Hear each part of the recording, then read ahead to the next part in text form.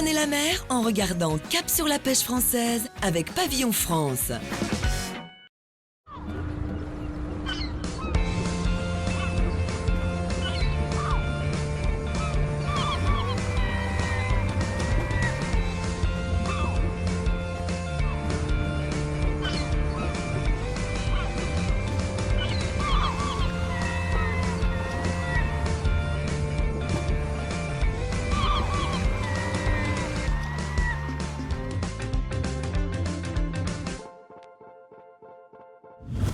Cette semaine, nous restons à Port-en-Bessin pour découvrir celles et ceux sans qui les marins ne pourraient jamais prendre la mer.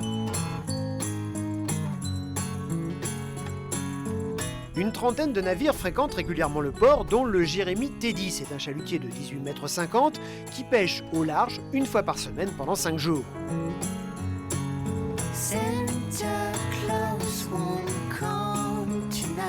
Le bateau part justement ce soir et ce matin, c'est l'heure de la vidange.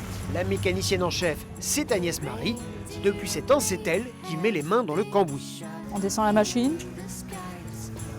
Elle a fait chauffer le moteur pour liquéfier l'huile, alors la vidange n'attend pas. Aujourd'hui, exceptionnellement, le patron du bateau est là, Paul. Et Paul, c'est en fait son mari.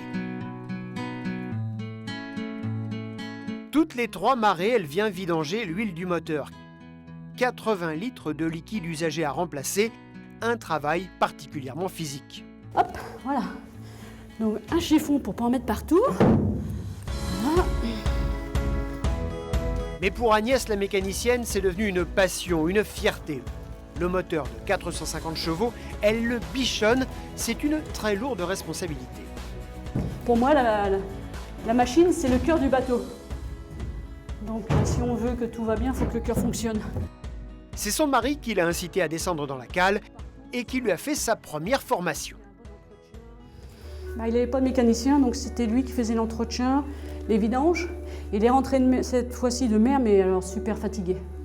Et en me posant la question, en me disant veux-tu que je te forme pour les vidanges ? Non, ça peut être compliqué, j'ai eu trop peur de faire une bêtise. Il me dit non, tu es capable de faire les vidanges de gros moteurs puisque tu fais les vidanges de voiture. J'ai fait ouais, mais c'est le cœur, T'inquiète. Il m'a fait confiance.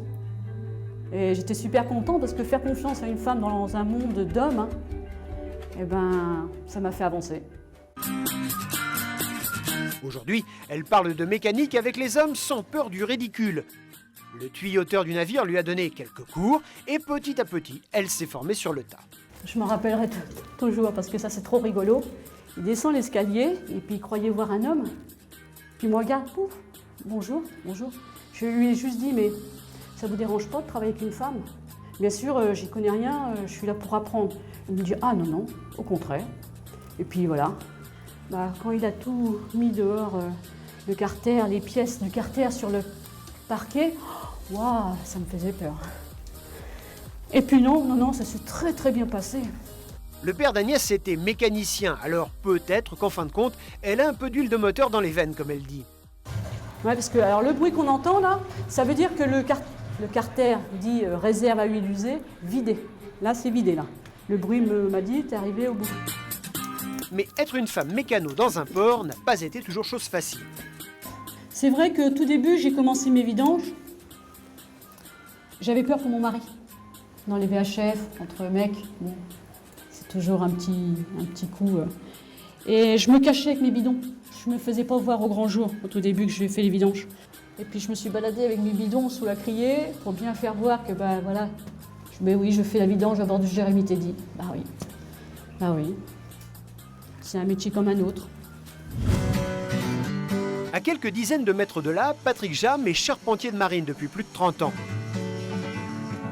Il dirige aujourd'hui l'un des rares chantiers à pouvoir construire des bateaux en bois. Il n'y en a que 4 dans toute la France.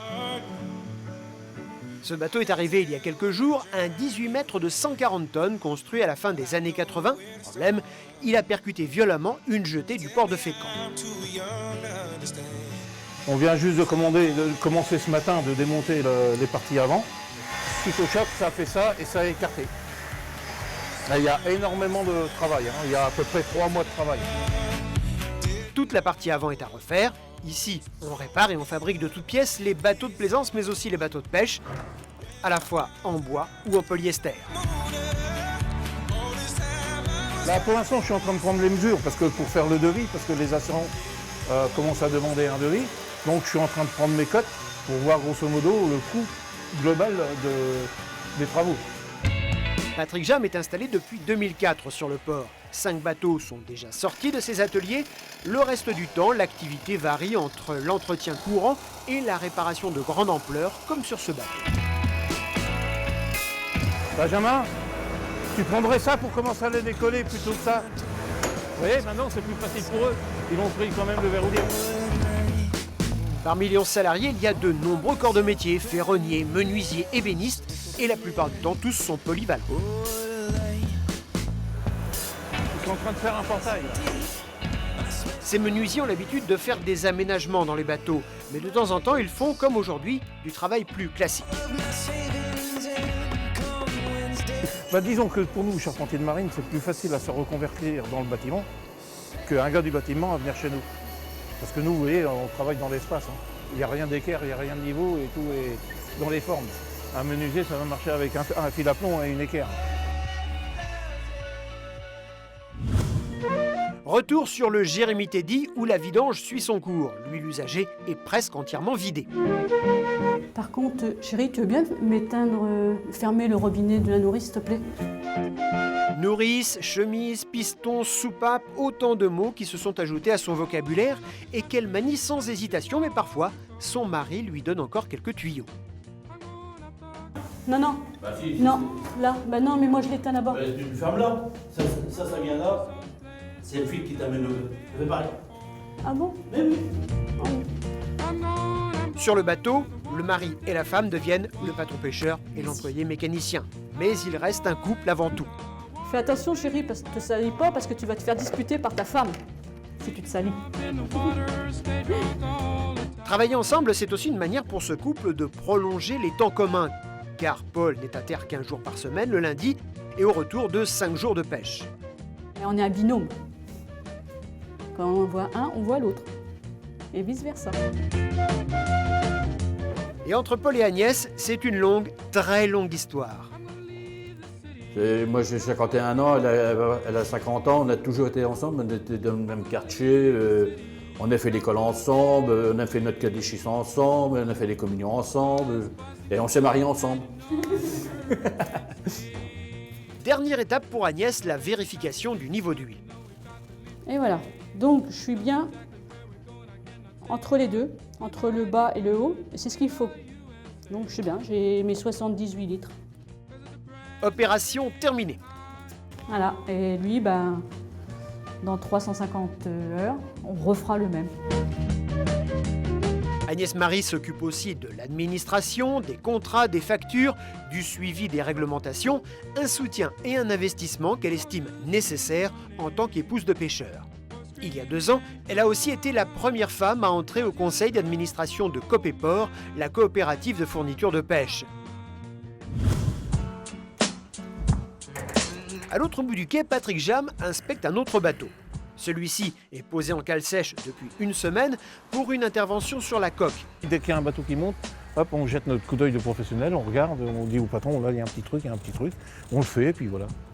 Un savoir-faire artisanal et ancestral. La charpente navale, niveau coque, on est resté traditionnel, on est resté ancestral. On emploie les mêmes méthodes qu'employaient au temps de Napoléon pour faire les galions. À quelques mètres de là, le dernier né des ateliers, un 16 mètres flambant neuf en bois, le Schnorr, du nom du dieu du vent et de la mer dans les pays nordiques. Un navire qui représente 12 000 heures de travail.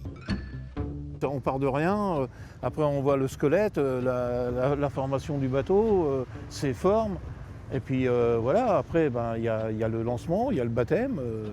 Oui, c'est exactement ça, c'est comme une naissance. Le résultat, c'est un beau bébé de 140 tonnes. Il va être polyvalent. Hein. Il va faire la coquille, il va faire le chalut, il peut faire, comme il a un vivier, il peut faire les crustacés, il peut faire les casiers, les filets, complètement polyvalent. Un outil de travail qui peut donc s'adapter au cours des marchés en fonction des saisons et des années. Sur le Jérémy Teddy, le départ approche. C'est l'heure de la mise en route. Agnès Marie fait le tour des machines et s'assure que tout fonctionne. À bien regarder si l'eau coule du cerceau, qui va descendre sur le cylindre et qui va commencer à faire sa glace. Donc là, la vérification est bonne. Le sel, je lui mets autant de sel pour une marée. En général, les rondes de marée, il n'y a plus de sel. Ça veut dire qu'il a bien fait son travail. Ça, c'est pour la qualité de la glace. Maintenant, on va aller en bas. La mécanicienne a fait tourner le moteur quelques dizaines de minutes avant de redescendre dans la cale.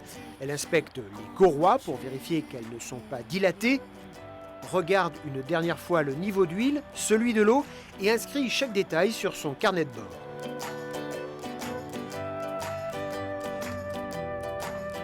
Le dressage des treuils est fait, donc il peut, je croise les doigts, il peut être que tranquille. Après, voilà, on n'est pas à l'abri d'une pièce qui lâche ou un tuyau qui perce. Elle peut remonter sur le pont, l'esprit tranquille. Les 4 matelots de l'équipage embarquent un à un. La mécanicienne redevient alors l'épouse du pêcheur. Au revoir, Nounours. Allez, merde. Être femme de marin, cela veut dire des séparations répétitives. Pour celle qui reste à terre, mécanicienne ou pas, c'est toujours un moment d'émotion. Pendant que le navire manœuvre, Agnès Marie rejoint son poste de départ pour un dernier au revoir. Dans quelques heures, elle recevra un message de Paul pour lui confirmer que tout fonctionne. Une façon de remercier la mécanicienne et de rassurer la femme du marin-pêcheur. Alors, vous venez de découvrir le métier de mécanicien au féminin et je vous dis à très bientôt sur les quais de Port-en-Bessin. La semaine prochaine, nous mettrons cap au sud entre Blainville et Granville pour découvrir la pêche et la cuisine des bulots.